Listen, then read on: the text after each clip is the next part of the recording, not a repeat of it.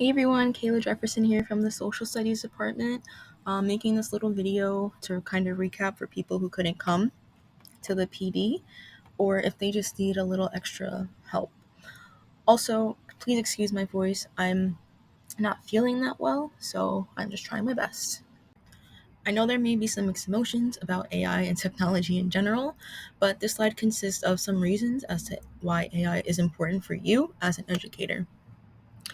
First, it can be used to modify resources and create support for students with disabilities, or maybe our Ls, since we have a really big L population. By using these AI tools, you can craft lessons that cater to these specific students by putting information from their IEPs, map growth assessments, any data from your class, really, to help you help them. This is also really good for generating resources, creating classroom games, seating charts, and so much more. So what is Copilot anyway? Many of us are already familiar with the chatbot of ChatGPT. However, Copilot can provide us with more meaningful interactions. You can create an account by using your DOE email or by using your personal Outlook email. At the bottom of this slide, you can see the help that it can provide for you. Again, I'm sorry for my voice. It can help with differentiating, providing resources. It can even create any image that you want it to create. And they're actually pretty good. I've used a couple of them in my lessons. But I use Copilot to provide resources for activities, lesson plans, and to brainstorm for my next upcoming lessons. Here is a quick video of how to use Copilot and how to use it for your classroom. I'm not going to play it. I will link it down below because the next slide, this slide is a recap of what was discussed in the video, which were the conversation modes. Creative mode is great for discussion protocols if you want to create some brainstorming.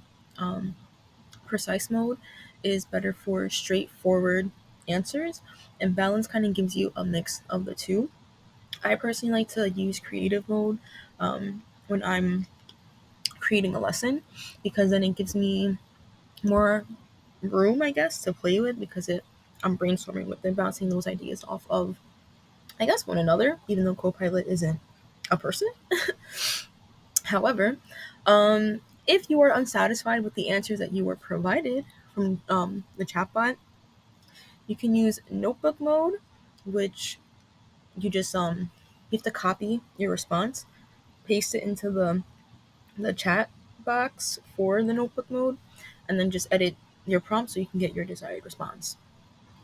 Also, when I first did this PD, some of us realized when we logged in with our DOE email, we weren't allowed to see the conversation modes at the bottom. However, there is a bunch of ways to do this because I tried to do it today with someone and it didn't work. You can click not the first link that you see for Copilot, but I think it's Microsoft 365 Copilot. That is where you might be able to get the conversation modes and see your chat history.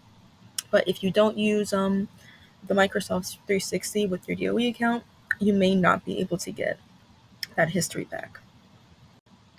This is the slide where you might find it the most useful. These are elements of a good prompt. So at the bottom, excuse me, it tells you what to do in order to have it act the way you want it to act.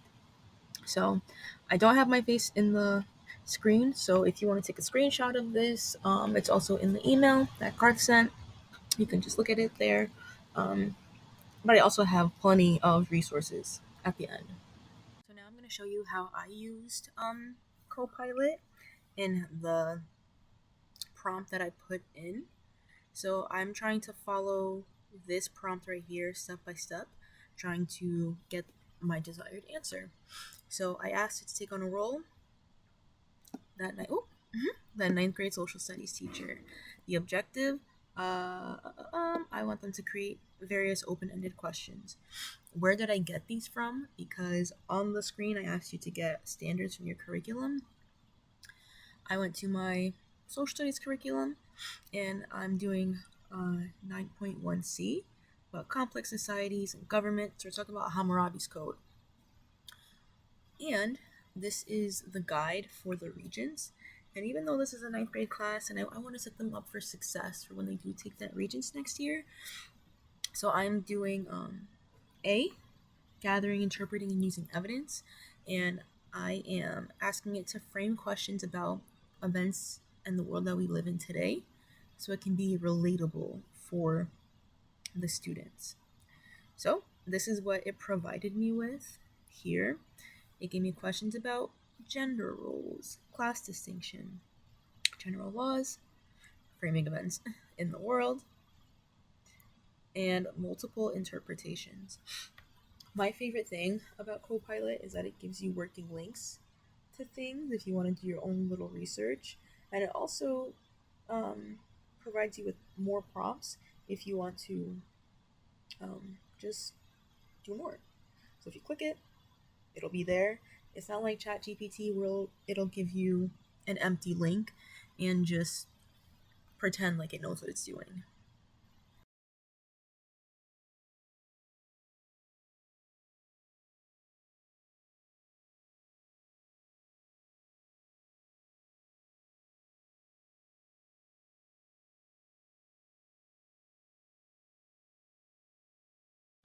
Of course, if you have any questions, please do not hesitate to reach out to me. This is all new to everyone, and I know technology is hard. So please, please, please don't be afraid to ask for help. We are teachers, we say the same thing. Take your own advice. Last and certainly not least, this is a screen full of resources for everyone. This one is about creating effective prompts.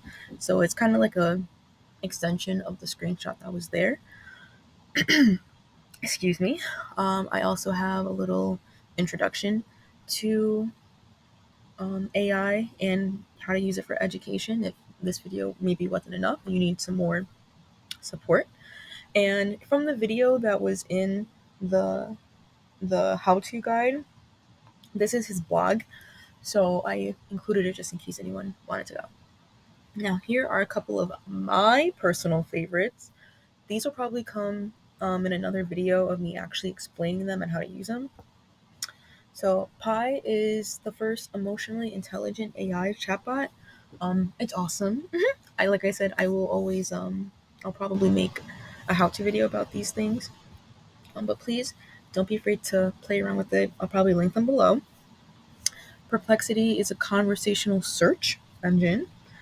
This link right here is a Facebook group, and it links to a group called AI for Teachers. It's a private group, but it is such an amazing tool. If you have a Facebook account, obviously you should join. Um, you can find anything, and I'm sure a lot of you are already on Facebook, and maybe you know how to navigate it. When you go to the group, you're going to search through the group, and whatever AI tool that you think you need or you don't know if it's out there or not, just type it in the search bar and it'll come up. For example, I had recorded a video for my seniors last year, and I had a bunch of languages like Chinese, blah, blah, blah, and I was explaining a project.